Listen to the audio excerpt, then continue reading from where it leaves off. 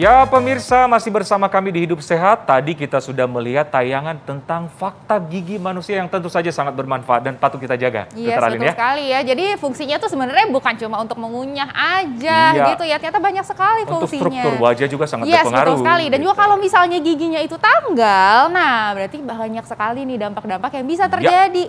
Nah, apa itu?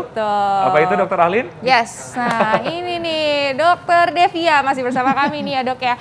Dok, ini fakta atau mitos nih dokter bahwa kalau misalnya gigi yang tanggal ini tidak diganti dengan gigi tiruan berisiko alami gangguan rahang. Ini fakta atau mitos dokter? Fakta. Wah, ini sampai ke rahang juga. Gimana tuh dok?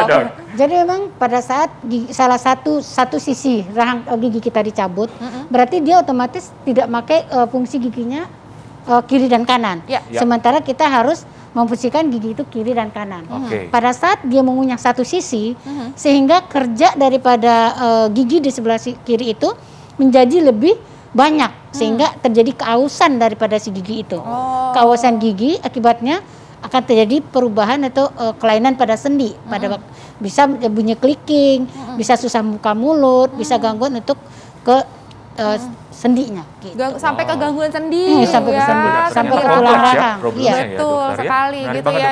Nah, selanjutnya nih dok, fakta mitos selanjutnya, gigi tanggal diabaikan dan tidak segera dipasang gigi pengganti akan menyebabkan makanan yang dikunyah tidak sempurna dan tidak baik untuk kesehatan lambung. Fakta atau mitos? Fakta juga. Wah, setuju kalau sampai ke lambung juga ya dok gangguannya. Gimana tuh dok? Betul ribet ya, sampai ke lambung. Sampai ke lambung. Jadi memang yang tadi saya jelaskan bahwa gigi pada saat kita lakukan pencabutan, sehingga kan gigi itu kan harusnya mengunyah sebanyak 32 kali yang disarankan oleh kesehatan. Tapi karena tidak ada gigi di bagian tertentu dari rahang kita, sehingga pengunyahan itu tidak dilakukan dengan maksimal. Akibatnya makanan yang kita kunyah tidak bisa halus seperti yang seharusnya, karena kita mengunyahnya tidak sampai 32 kali. Akibatnya masuk makanan itu ke lambung dan lambung kita bekerja jauh lebih keras, 2 kali lipat daripada yang makannya ini dikunyah sampai maksimal, sehingga terjadilah gangguan pada lambungnya gitu. Oke, dokter menarik banget nih. Kalau cuma satu gigi yang tanggal, gimana dok? Apakah berpengaruh? Biasa nih dok, biasa masyarakat ya kan suka nawar gitu kan. Masih satu, satu aja dok gitu. Apakah berpengaruh dok? Nah itu gimana tuh dok? Pengaruhnya ke lambung maksudnya? Dampaknya apakah kesehatan kita gitu? Satu gigi itu bukan berarti bukan tidak bermasalah. Itu justru awal dari permasalahan yang akan timbul, yang kalau didiamkan akan bertambah lama menjadi lebih parah. Yang tadi saya bilang, pada saat satu gigi dicabut, misalnya gigi atas yang dicabut, gigi bawah itu akan naik ke atas. Sedangkan kalau gigi bawah yang dicabut, gigi atas itu akan turun ke bawah. Jadi walaupun satu bukan berarti itu tidak masalah. Pasti akan timbul masalah yang terjadi pergeseran gigi ke tempat yang kosong, gigi antagonis daripada gigi yang dicabut akan rusak. Jadi bukan berarti cuma satu udah lah ya, nggak usah. Nggak bisa, itu harus dilakukan penggantian gigi. Penggantian gigi, apalagi juga gigi satu dengan gigi yang lainnya pasti juga fungsinya berbeda-beda ya dok betul. Ya. Benar-benar. Karena ekosistemnya terganggu semua. Sistemnya pasti terganggu semua. Oke, bagi dokter mungkin masyarakat bertanya-tanya, apalagi yang umur 50-an, 60-an, banyak kan gigi yang tanggal. Iya betul. Apakah itu pengaruh usia atau pengaruh tergeruskan dipakai terus ya? Atau karena tidak merawat gigi dengan baik mungkin? Gitu. Itu karena faktor apa dokter? Jadi sebenarnya adalah karena ada yang bilang bahwa udah tua gigi itu pasti tanggal. Tidak pasti tanggal kalau dari muda dirawat dengan benar. Kenapa dia tanggal pada usia tua? Biasanya karena giginya udah nggak ada sebagian, sehingga misalnya gigi bawahnya udah mereka cabut, sehingga atasnya itu pasti kan turun ke bawah. Jadi tadi yang akarnya tertanam dalam tulang cukup panjang, karena gigi itu turun, berarti akar gigi yang sekarang tertanam dalam tulang hanya sepertiga. Sehingga pada waktu tua dia pasti akan goyang.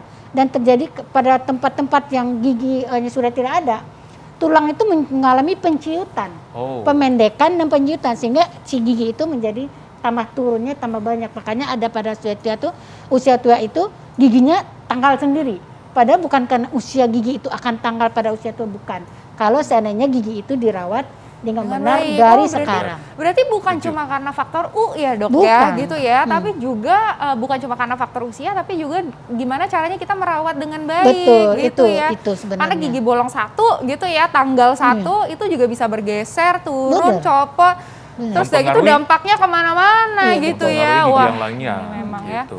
Ya. Nah, mengenai gigi pengganti, itu apakah gigi pengganti atau gigi palsu, dokter? Atau dipasang gigi palsu, dokter? Iya, ini untuk ininya ya dok ya, untuk mengganti gigi tanggal tadi gitu. Nah, jadi kalau seandainya yang terbaik apabila sebenarnya gigi itu harus tetap maksimal dipertahankan semaksimal mungkin berada di rongga mulut.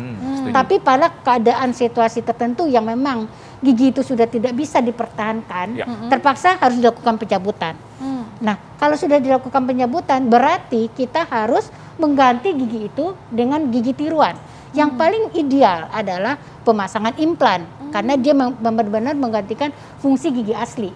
Nah, sekarang orang kan banyak pakai gigi palsu. Ya. Nah, itu pengganti yang kurang maksimal, ya, kurang maksimal untuk menggantikan fungsi gigi asli itu sendiri. Kurang maksimal? Kenapa, dok? Karena memang si gigi palsu itu kan taruhnya di atas gusi. Di atas gusi, nah, benar. Pada saat dia mengunyah makanan, si gusi-gusiannya itu akan menekan pada tekanan pada saat mengunyah. Dia akan menekan ke tulang di bawahnya, sehingga akan mempercepat proses penciutan dan pemendekan si tulang. Kalau tulang memendek, akibatnya itu kan ada akarnya. Akarnya nanti akan terbuka karena ini kan mahkota, ini akar. Pada tulang di sini. Pada saat dia tekan pasti tulang akarnya akan terekspos. Dan jadi akar yang sebelah-sebelahnya akan kelihatan gitu karena tulangnya yang memendek gitu. Karena saluran akar penting banget juga ya, dok? Iya, karena akar itu kan yang mempertahankan gigi itu dalam mulut. Kalau akarnya keluar, nggak ada yang megang tulangnya. Akhirnya lepas gitu. Berarti memang yang paling optimal gitu ya dok ya, tidak menggunakan gigi palsu. Tidak menggunakan gigi palsu. Harus menggunakan gigi implan gitu. Ya, dan sebisa mungkin dipertahankan. Dan sebisa mungkin dipertahankan. Tapi yang paling penting di sini adalah karena udah tahu implan itu kan mahal. Jadi sebaiknya rawatlah gigi Anda mulai dari sekarang. Itu sangat setuju. Nah. Baik dokter, tipsnya nih untuk pemirsa yang menyaksikan ini, apa tipsnya supaya mereka tidak mudah tanggal ataupun sudah tanggal, apa yang akan dilakukan gitu? Gimana dok tipsnya? Tipsnya itu sebenarnya harus sikat gigi dengan cara yang benar pasti. Dengan cara dan teknik yang benar. Kemudian menyikat pada waktu yang tepat. Kapan waktu yang tepat? Sebelum tidur malam sama setelah sarapan pagi. Setelah sarapan pagi. Dan kebalik, biasanya bangun tidur sikat gigi. Itu kenapa tuh dok harus setelah sarapan pagi? Karena setelah sarapan pagi kan makanan pada waktu kita beraktivitas dari pagi sampai ke siang, kita kan nggak mau sikat gigi, kita kerja. Sementara kita biarkan makanan dalam mulut segitu lamanya. Jadi kan dia akan menimbulkan karies, pembusukan ke rongga mulut gitu. Karena kita udah sarapan pagi, nah dari sarapan pagi ke malam kita ketemu lagi kan cukup panjang waktunya. Makanya sebaiknya kita sikat gigi pada waktu setelah sarapan pagi. Dan sebelum tidur. Setujukah setiap makan harus sikat gigi atau ada maksimalnya? Ini mungkin pertanyaan sejuta masyarakat. Yang disarankan terbagusnya bawa sikat gigi karena memang dalam zaman sekarang orang udah mulai bawa sikat gigi yang kecil gitu di kantongnya, di tasnya. Nah, untuk setelah menyikat gigi yang benar, waktu yang tepat, jangan lupa periksa ke dokter gigi. Inti permasalahan sebenarnya di gigi ini adalah karena karies gitu. Bolong gigi itu intinya. Kalau kecil masih bisa ditambah, itu sebenarnya selesai masalahnya. Baik, jadi setiap makan sebaiknya harus sikat gigi. Emang harus sikat gigi. Di bawah sikat gigi tuh, dokter Alin yang kecil harus cuma segini doang, nggak apa-apa gitu ya.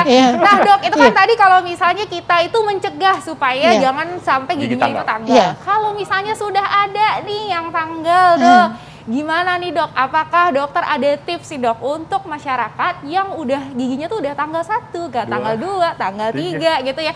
Jangan sampai tanggal 30 ya. Habis. Gimana dok? Silakan.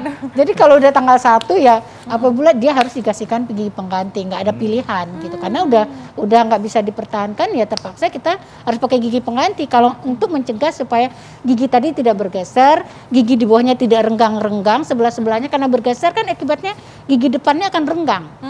Jadi itu estetiknya juga jadi jelek ke pasiennya gitu. Oh gitu ya. Jadi jangan sampai tanggal 30. Betul, aduh amit-amit ya. Satu aja udah bermasalah ya, apalagi 30. Kita, aduh amit-amit gitu ya. Jadi berarti ini yang harus digarisbawahi ya pemirsa ya, bahwa jangan pernah meremehkan satupun gigi yang tanggal gitu Setuju. ya. Betul. Karena memang dampaknya itu sangat-sangat luar biasa Iya, betul. gitu ya.